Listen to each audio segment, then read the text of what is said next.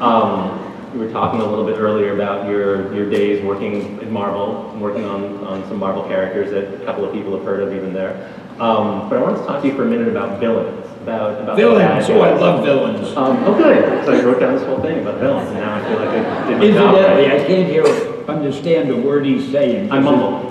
No, the microphone is mumbling you, so it sounds to me like, but I'm doing the best I can. That's all right. Slow and clear, and I'll do the best I can.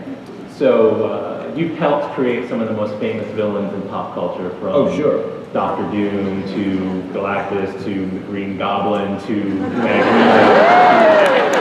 I could keep going. You may. I've read but they probably want to hear more than just about my comics collection.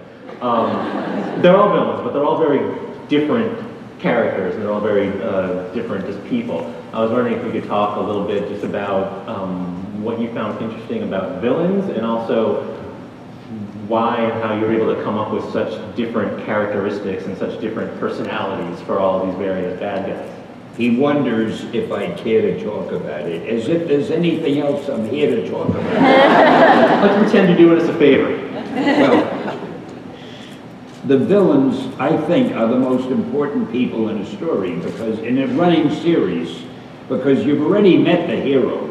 You know who the hero is, you know who the hero does, and if the hero wasn't fighting some unpredictable guy or girl or something, monster, who you didn't feel the hero didn't have a chance to defeat, then there'd be nothing to interest you. So the first thing you have to do with a villain, for those of you who are villain writers, the first thing you have to do is get a villain who seems to be unbeatable by the hero. It seems the hero has no chance to beat this guy. Then, of course, it makes your job tougher, because you have to figure out, well, how will the hero beat him? Because he has to at the end, unless you want to kill the series, which could happen too. So, it's important to get villains that are very powerful. I like to get villains that have some sort of a background, so I know a little bit about their personal life, just like I like to know a little about the personal life of my heroes. I don't want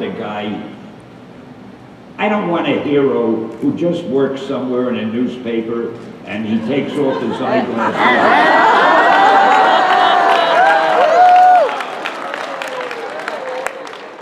Speaking of that, did it ever occur to you, how does he fly?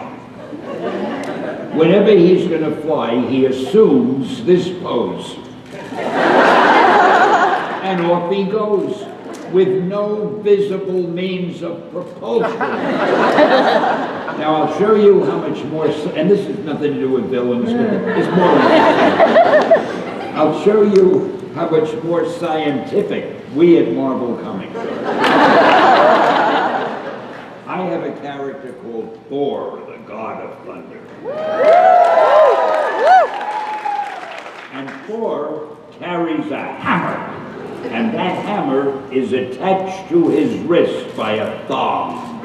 A leather, I love that word, thong.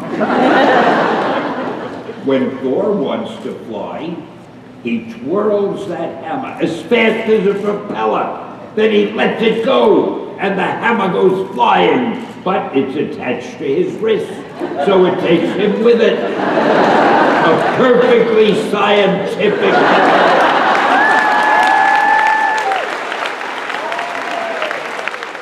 You see, with my stories, I try. What the hell was the question? I think we were talking about... Oh, villains. Oh, yeah. Villains are very important. Now, we have a villain called Dr. Doom. They didn't do him right in the Fantastic Four movies at all, and I'm very angry about that. But they're going to do another Fantastic movie, and hopefully they'll get him right. But the point is, Dr. Doom is the king of his own country. Now, I don't know if you've ever thought of that. He can commit a crime right here. He can't get arrested. He's got diplomatic immunity. And another thing, what does he really want to do? He wants to rule the world. Now, You could walk up to any policeman, anywhere. Officer, I'd like to rule the world. It's not a crime. He can't do anything. So Dr. Doom, in a legal sense, is not a criminal. We'll go into that later when I address some judicial body. I'll have a long talk about that. What are we talking about now? Next,